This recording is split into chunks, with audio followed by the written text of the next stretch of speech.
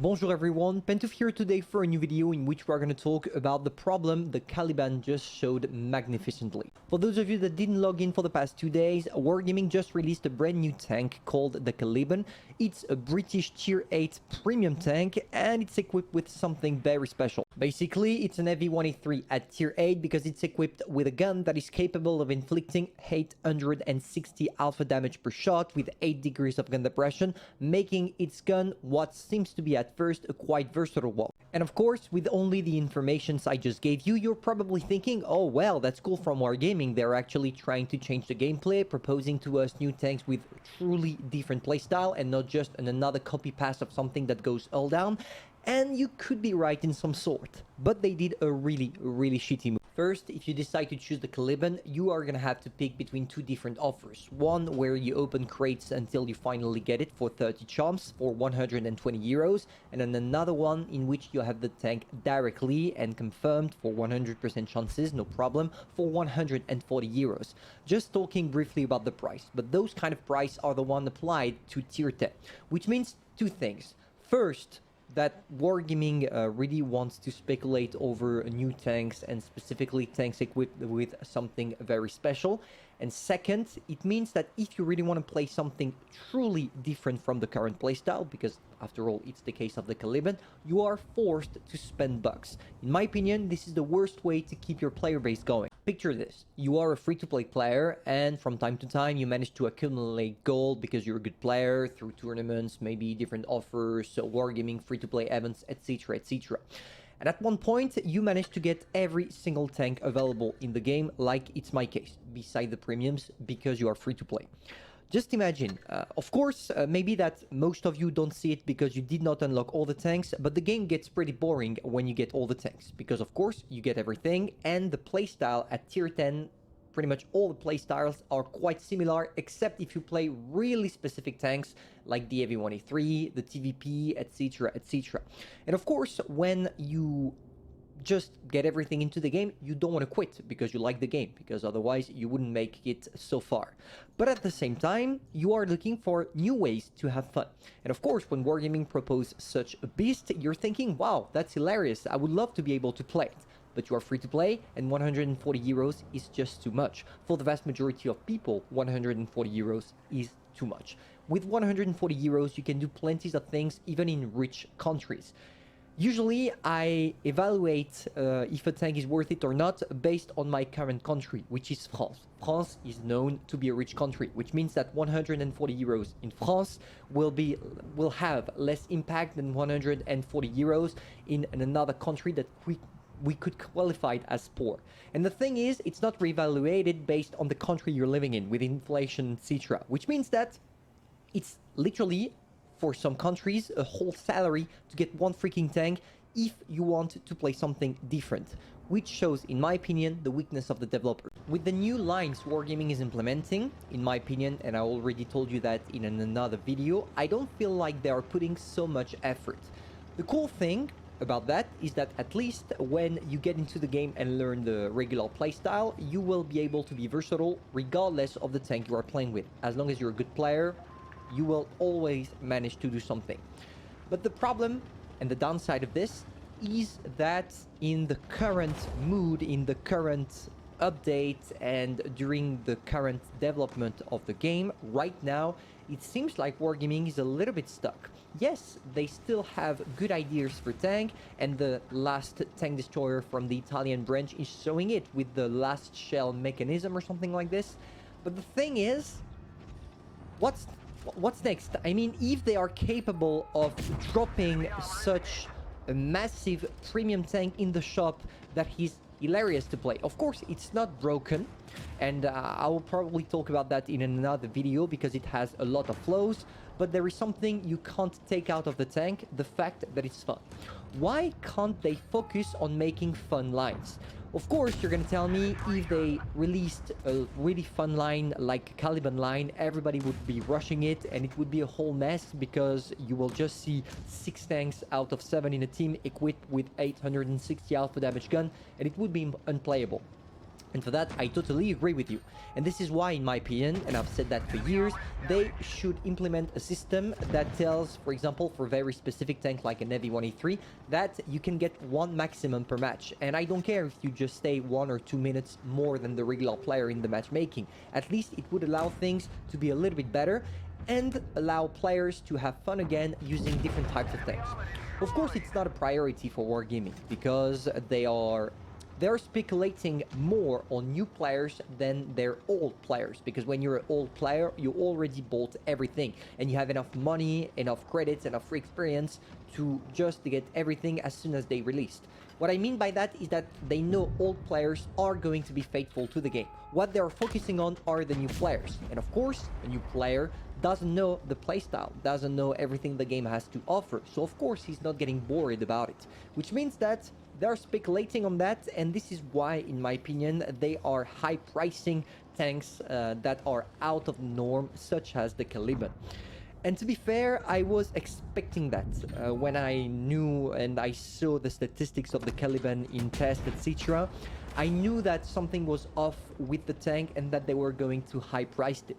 For example, and this is what changed, when the first time the Smasher was available in the shop, you could get the Smasher for 32 euros. It's one tier below for 110 euros less. And it's basically the same thing. I mean, the Smasher is doing the exact same thing as the Caliban, but one tier below, and probably doing it in a better way. Maybe it was a mistake from Wargaming, but I don't think so. They really wanted to make players happy, and they just gave it out for a reasonable price. Of course, it's subject to change because it's my opinion, but for me, at least from the perspective of the country I'm living in, 32 euros is acceptable. But for the Caliban, like, seriously, Wargaming, why are you doing this? It seems like you are making every single possible step for your players to hate you. Why would you place this tank such high in terms of pricing? If you went for, I don't know, even 80 euros, it's really still a lot for tier 8, but it could be comprehensive because of its abilities. But here, 140, damn, like, it's I think it's even more than the Kampfpanzer 50 ton. That is literally one of the greatest tanks ever at tier 8 when it comes to the medium and the DPM. And even if it doesn't change too much from the playstyle, it's still an hilarious tank to play with. So why would you do this with the Caliban? And to be fair with you, it hurts. It hurts to see that the developers are doing that. But of course, there is another thing to take into consideration, and unfortunately, it's not linked to Wargaming, but I feel like the war between Russia and Ukraine really hurted Wargaming finances, because obviously they had to switch off the servers. Now, currently, we have a mixed server between the Russian server and the European server, which means that as we're mixed up, things are going to be a little bit different from them. I guess that they lost a couple of players from the Ukrainian base and also multiple other Balkanic countries, etc. And of course, they need money. But is it really the best way for them to get money? I don't know. I don't have the answer. It's just an open question, and feel free to answer to me in the comments. But I'm just disappointed by Wargaming these days. I know that it seems like I rant a lot about the game, and I'm not ranting because I want people to switch off to Tank Company or stupid things like that. No, I just like World of Tank Blitz, love the game, but it seems like these days Wargaming makes it really difficult to still love their game, to keep playing it, because of all the things they put out. I mean, I will not even blame necessarily the developers, because I feel like the developers genuinely love their games and they're trying their best. But I feel like because of the marketing team, or at least the people in charge of making money, basically, they are forced to do some dumb shit like that, and they are getting blamed for it, which is not necessarily their fault. I mean, I'm pretty sure that if we took all the developers from the World of Tank Blitz team and asked them, each one of them, if they thought that putting the Caliban at 140 euros was a right decision, I'm 100% sure that most of them will tell you that this is bullshit, right? But that's not them that take those decisions. That's the head chief, the CEO, call it whatever you want, the marketing team. I don't really know how it's organized. All I can tell you is that I'm sure that it's not the developers. And this is just problematic. I'm just disappointed by wargaming. I don't even know what's really the subject of this video, because I don't even want to rant about wargaming. I'm tired of that. I just wanted to highlight something I feel I had the need to highlight. It's too expensive, it's too much, and if you really want to keep a faithful player base, this is not the way to go. Of course, I'm telling that, but you gotta take into consideration the fact that the Caliban is probably gonna come back into the shop for a much better price, because of course wargaming is surfing on the hype, and as there is a lot of demand for the tank because it just got out, it's obvious that they are gonna try to sell it as high as possible. But I don't know, I just you know what, I don't have anything else to say, guys. Just tell me in the comments what you think about what I just told you. Personally, if I just have to tell you one or two things about the tank, because after all, we're here for that. You saw during those two replays that it can be either an hilarious tank if the RNG is with you, or an horrific one if the RNG is not with you, because your gun dispersion is horrific, your aim time is horrific, your mobility is just average, if not bad. But the gun is hilarious if you have some luck. And just one quick tip for the people that are already owning the tank but don't know how to equip it: you should go for what I just put right there. You should go for everything like that, and specifically, please take the calibrated shells, because it's going to increase a little bit your penetration with your hash, which is basically the thing that makes the tank worth it. So make sure to get to the calibrated shells in order for you to get nearly 190 millimeters of penetration, to be able to penetrate pretty much everything you are going to encounter, even frontally, except for some rare exceptions like the XP that you saw in one of the replays. And that's it.